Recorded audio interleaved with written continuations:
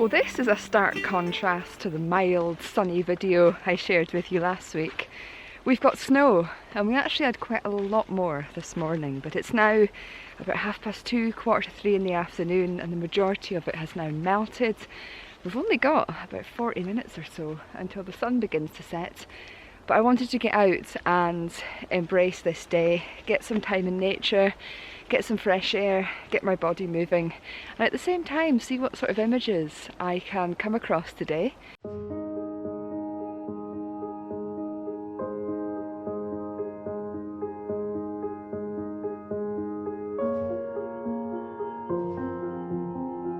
It's little things like this that really catch my attention. Right beside the path, we've got this lovely evergreen tree here. And on there, you can just see there, we've got these lovely little bits of snow and ice that are left over from this morning's snow shower.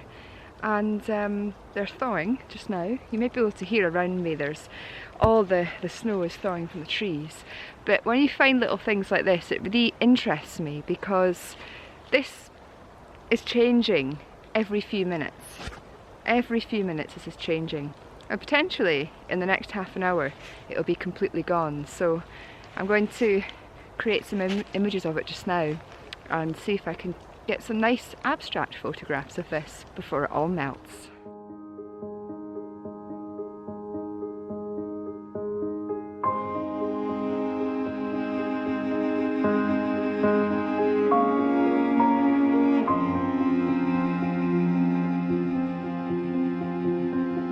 I was struck by the variety of images I was able to create from this one piece of ice.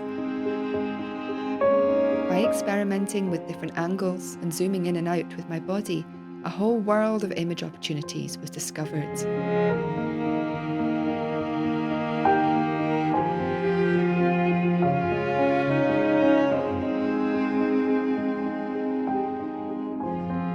I even found some animals hidden within, including this mini dinosaur and bear.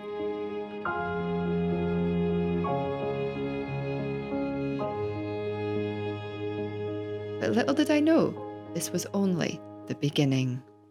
The light is really starting to get low now, but I found this opening here at the side of the woods where we've got this fallen tree here, and I think the light here, as you can probably see on my face, is really nice. So I'm going to see what other sort of images I can create here and just enjoy it, you know. I'm really up against time today, but there's always opportunities, and just exploring, experimenting and playing, it's all part of the process.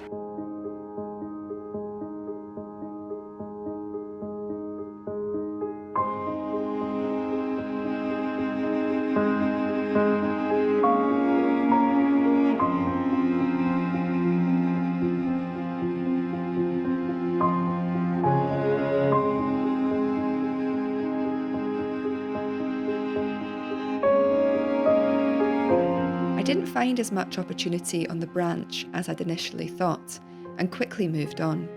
However, what I discovered next on this water droplet covered tree would prove to be quite magical and lead to many beautiful photographs. So I've come across this tree here, and it's got all of these little water droplets on it where the snow is melting. That branch I was trying to photograph a minute ago is there. It's just across the path. And then we've got it here, and it's beautiful, really, really beautiful seeing this afternoon light just before sunset illuminate these droplets of water, and then being able to zoom into them with my macro lens and photograph them in different ways is so beautiful, especially at this time of year and with us having the snow today. I'm trying to focus on one or two of the droplets or a leaf and have other droplets in the background of the image in a bokeh effect, because it looks very festive, very Christmassy, very seasonal.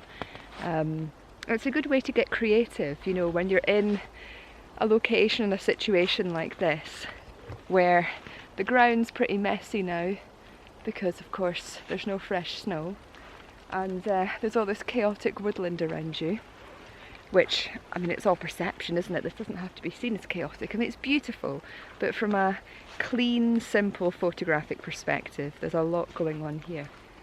But by just honing in on one little subject and using the macro lens to isolate little areas of these water droplets and these leaves here, can create some beautiful images. Really beautiful, and like I say, very fitting with the scene, and very creative too.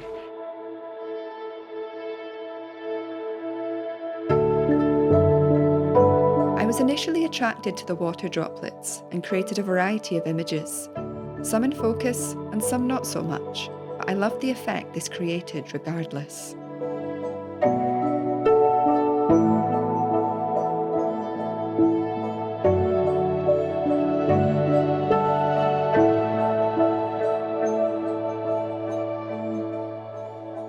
And something that caught me by surprise was this tiny droplet photographed in mid-air, something I'd not noticed at the time of photographing. I could get lost in this, lost in it for hours. Every little movement you make with the lens, every little bit you move around as you get closer, further away. So many photographs you could create here. It's amazing. While the water droplets initially drew me in, the amber leaves turned out to be the star of the show.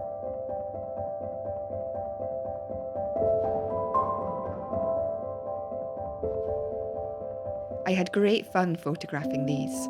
My heart sang as I witnessed the out-of-focus twinkling water droplets in the background, which added a magical feel to the images.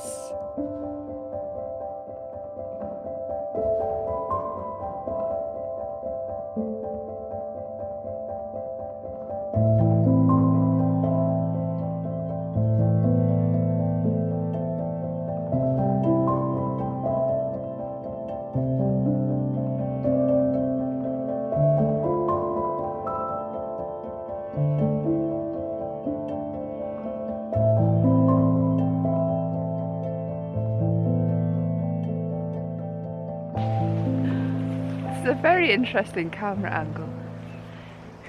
I think I'll move it elsewhere. It's not quite gonna work. That's better.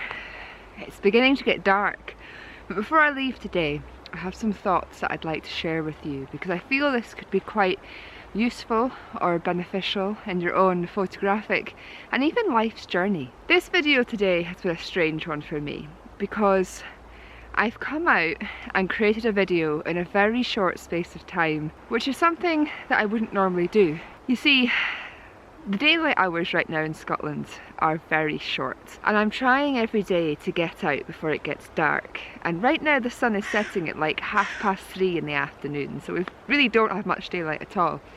And today I finished my computer work at about 2 o'clock, and I thought, gosh, I only have an hour and a half. That doesn't leave me much time to do photography. I think I'll either just stay in or just go out for a walk. Usually in these situations I would talk myself out of it. So I thought, practice what you preach, Kim. What would you tell your clients and those of you who watch these videos? I tell you to get out regardless. So that's exactly what I did today. I got out regardless. And then when I got on location I thought, oh gosh, the snow's pretty much melted, the light's dimming. I'm not feeling it. And again, I was so close to packing away and not filming this video.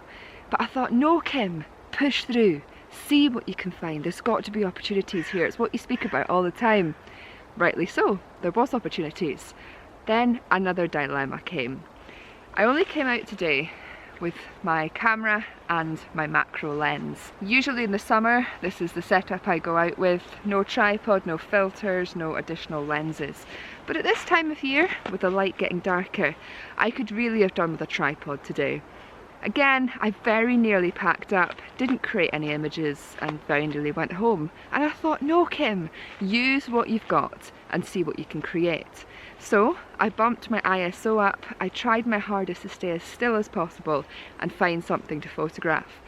I don't know, and I won't know until I go home and look at the images on my computer, whether they've turned out okay or not.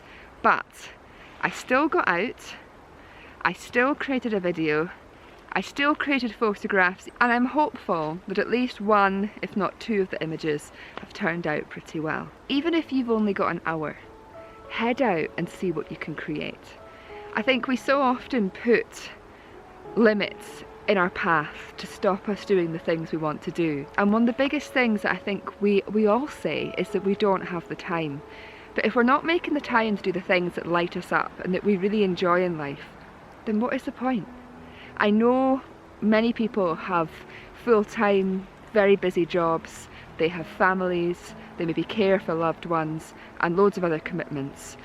But if we don't take that hour now and again to do the thing that lights us up, that we really enjoy, it doesn't give us the breathing space and the connection and the enjoyment in life that we need.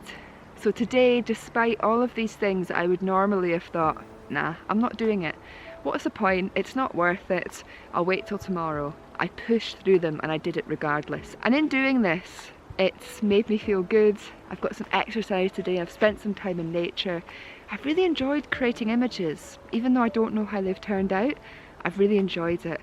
And I hope the added bonus of doing this is that the message of this video will inspire some of you in your own lives. Even if you're really busy, if you can find just a little bit of time in your week to head out and do the things you love, you'll notice so much benefit in doing so. And if those things, which I imagine they are, given you're watching my channel, revolve around photography and getting out into nature, they're well worth finding the time to do. Even if it's just 10 minutes in your local park or 10 minutes in your garden, if you can find that time every week, and even more than that if you can, you'll thank yourself. And I have made a commitment to myself and to you guys to create a video every Sunday again, moving forwards, for as long as I can sustain it. I can't promise you it'll be forever, but it's going to be for as long as I can sustain it, and I want to stick to that commitment. So here I am, filming this video for you today, and I hope that something of what I've shared, whether it's the images or my personal thoughts, sorry tree, oh it's okay, the tree's actually already fallen down, but still I feel bad. Yeah, whether it's the images I've shared today or some of these thoughts, I hope you've found benefits in watching. And if you've enjoyed this video and you'd like to connect with me further, you can head over to photographicconnections.com. Next April I am hosting a 5-day all-inclusive mindful photography retreat on the Moray Coast, the exact locations that inspired me to start photography in the first place. If you'd like to join me on that, there's only 5 spaces available. I appreciate not everybody will have the time or resources to come on something like that. However, next year I'm also going to start hosting more online group events as well, like mini workshops and seminars and things, and I'll be releasing the dates and details about the first sessions of those in my next email newsletter. And lastly, I also have a book called From Shooting to Creating, which takes you on a journey through the language of photography. It's a written book with various exercises in it, and it's available as both a paperback copy and ebook. Thank you so much for watching. I really appreciate it, and I look forward to sharing another adventure with you next Sunday. I seem to have walked off the path, and I'm not quite sure where it is. I am so confused. So confused. Where's the path? I've just come out at the total opposite side of the hill to the side of the hill that I thought I'd come out of. Wow. That was just disorientating.